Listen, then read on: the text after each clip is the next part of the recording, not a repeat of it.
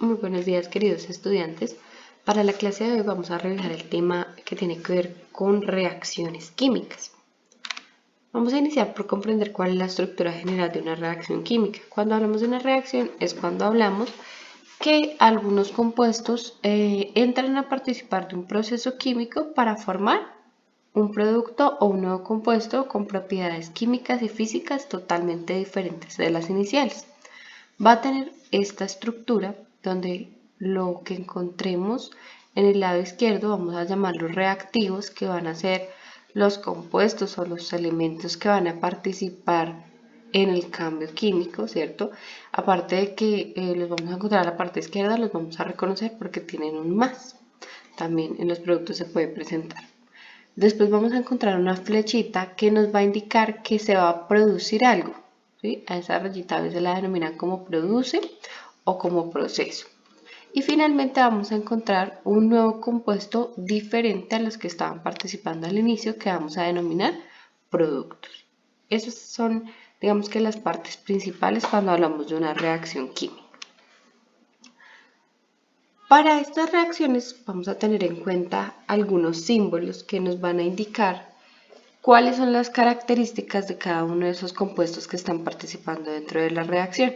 Entonces, esta simbología, las que son en letras, las podemos encontrar a un lado de cada uno de los compuestos participantes, ¿sí? Si encontramos que tiene una letra S a un lado, significará que es sólido. Si encontramos una letra L, que es líquido. Si encontramos las letras AC o AQ, significará que es acuoso.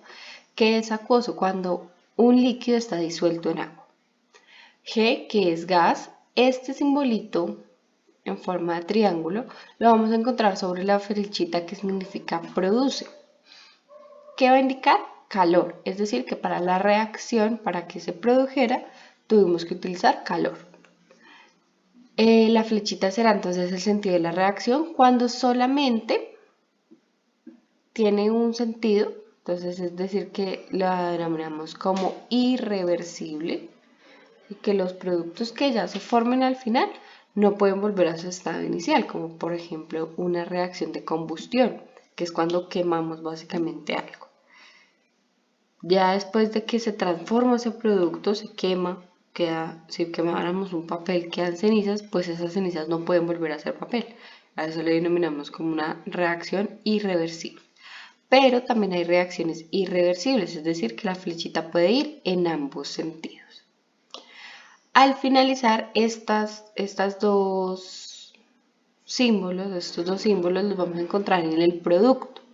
Si en el producto tiene una flechita hacia arriba, nos va a indicar que desprende gas. O sea que si nosotros hacemos esa reacción en un laboratorio, tendríamos que tener cuidado sabiendo previamente que va a producir un gas y que en la mayoría de las ocasiones será un gas tóxico. Pero si por el contrario tiene la flechita hacia abajo, vamos a decir que es un sólido que se precipita. ¿Qué es decir que un sólido se precipita? Que en el material donde se esté realizando, en el contenedor donde se esté realizando la reacción, va a quedar en la parte de abajo un material sólido. Como cuando se prepara un café o un chocolate que dice que se le queda el concho, eso es un sólido precipitado.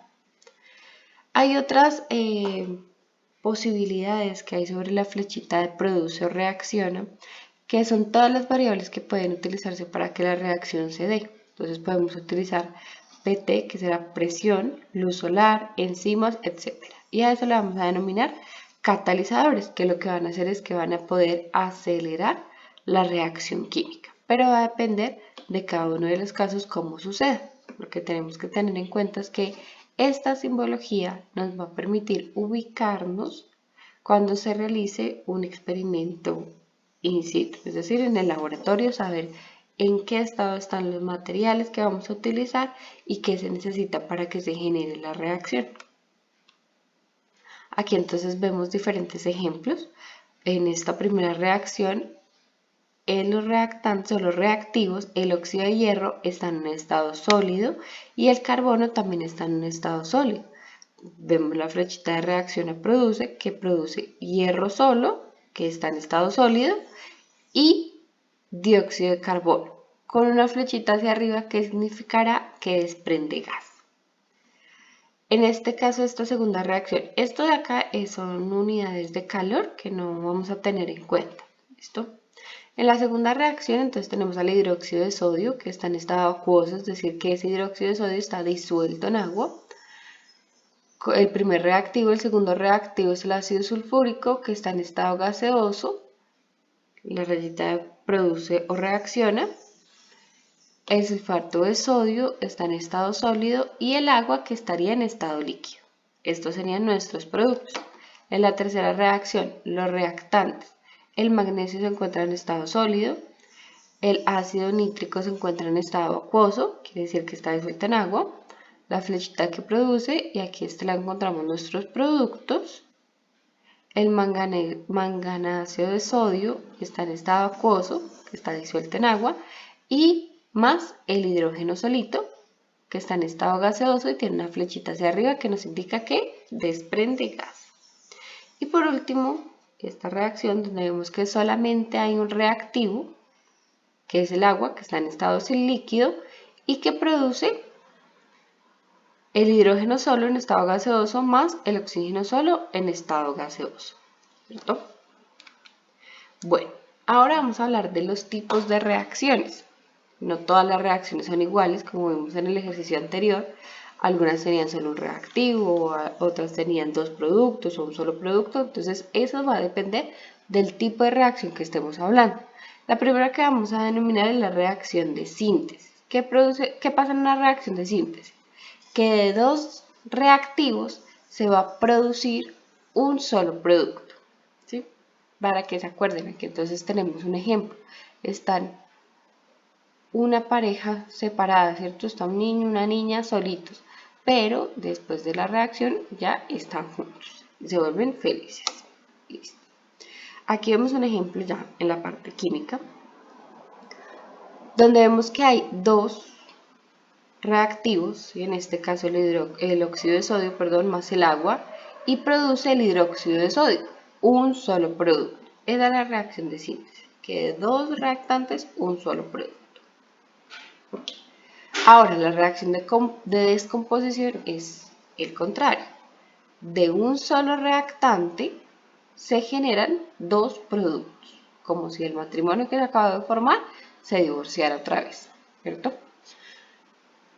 Por lo general, la reacción de descomposición es una reacción que va a necesitar unos catalizadores o unos agentes externos, porque tiene que romper un enlace fuerte que se ha generado de un compuesto químico.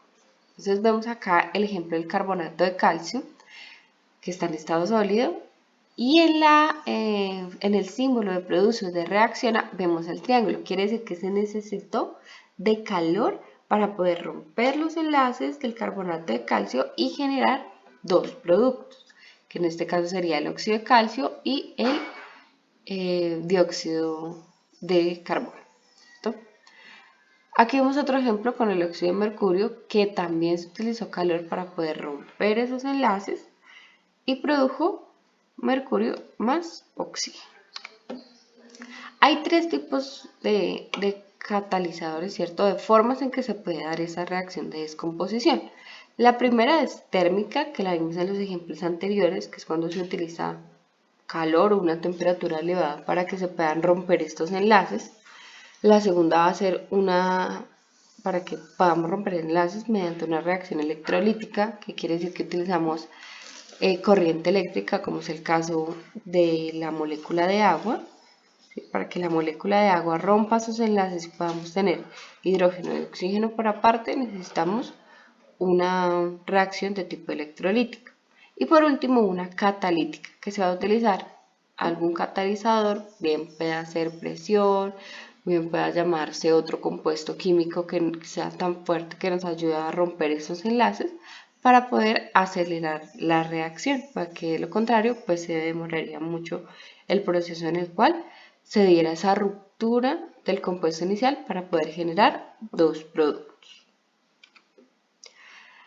El siguiente tipo es la reacción de desplazamiento simple.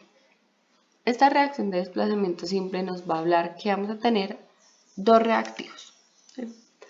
Pero esos dos reactivos, uno va a estar, digamos que el elemento solo, y en el otro va a haber un compuesto.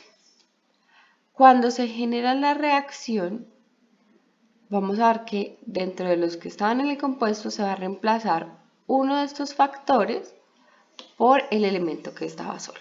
Lo vemos aquí en este ejemplo, digamos, genérico.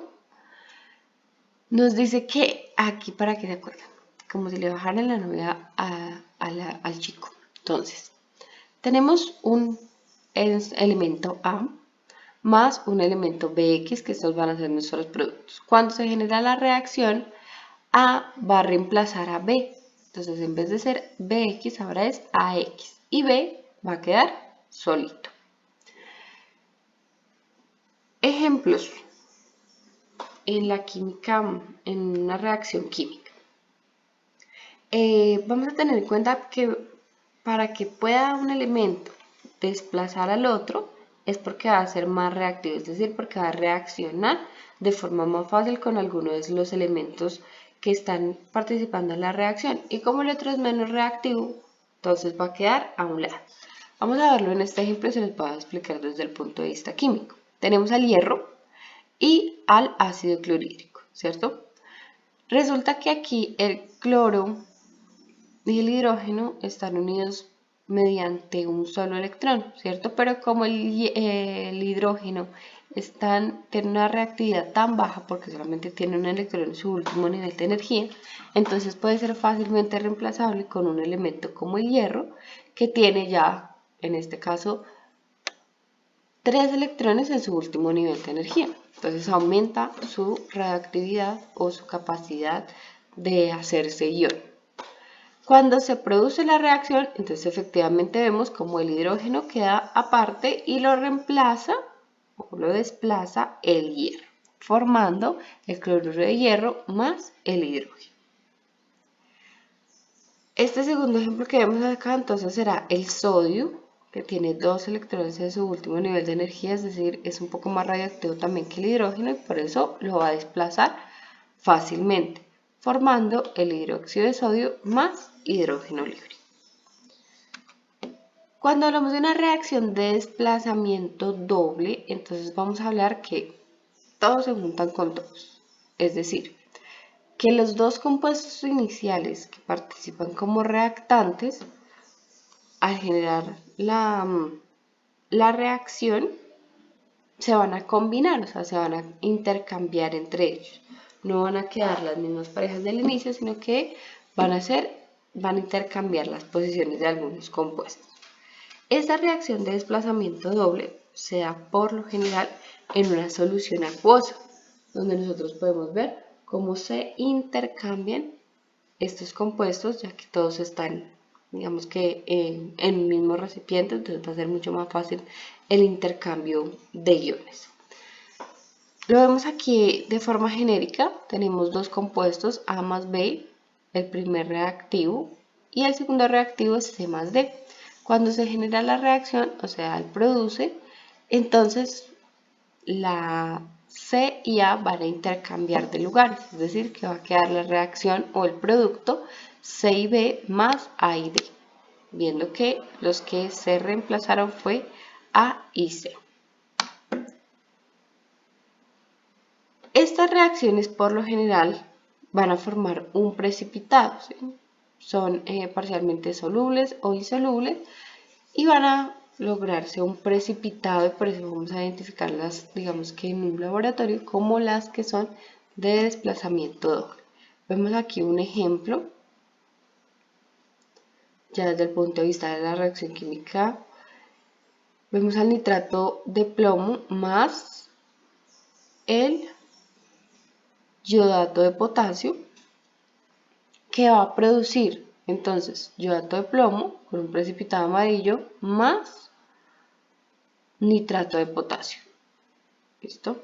Si ustedes se dan cuenta, efectivamente los reactantes, los dos estaban en estado acuoso, es decir, disueltos en agua, y cuando se produce, entonces el sólido queda como un precipitado y